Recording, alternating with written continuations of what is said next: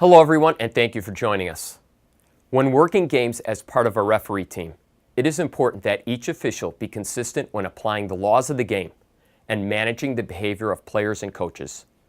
The referee team must also be fully aware of the need to communicate with one another quickly, clearly, and accurately. In order to support these objectives, referees are expected to conduct a pre-game conference before every game, regardless of the level of competition or the experience of the officials involved.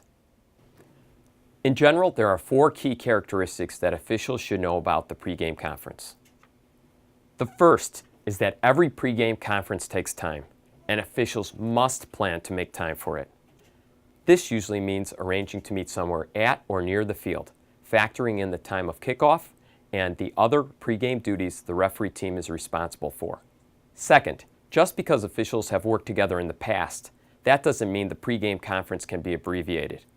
It is obvious that the pre-game conference is critical for officials who are unfamiliar with one another, but it is just as important even when officials have been previously assigned to matches together. Third, the pre-game conference is meant to be a conversation and not a lecture. Although the referee has the responsibility to lead the conversation and to make final decisions when there are alternatives, all members of the referee team should be involved.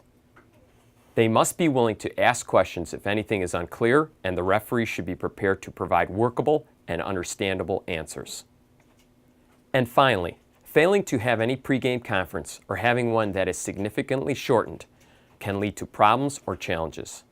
The more competitive the match, the more likely it is that the performance of the referee team will suffer.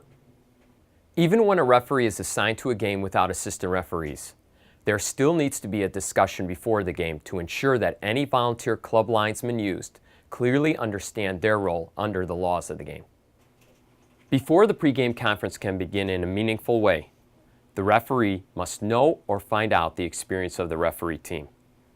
This should include information about their officiating background, game experience, and comfort level of assignment.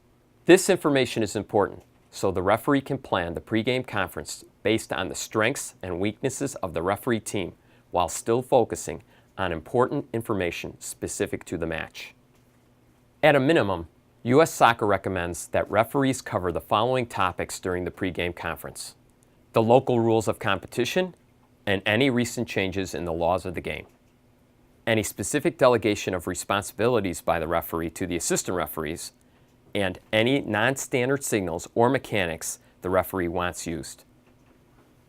Information about the teams, individual players, coaches, standings, etc. And any factors that may potentially affect the game, such as weather conditions, field issues, or time constraints. It is the referee's responsibility to have thought out and planned these topics in advance. This allows for better execution and will help ensure that important information specific to the game and referee team is not overlooked. The pre-game conference is meant to be a conversation among professionals and may include sensitive topics that might be misinterpreted or misunderstood by others. Because of this, U.S. Soccer recommends that the conversation not be conducted within the presence of players, coaches, or spectators.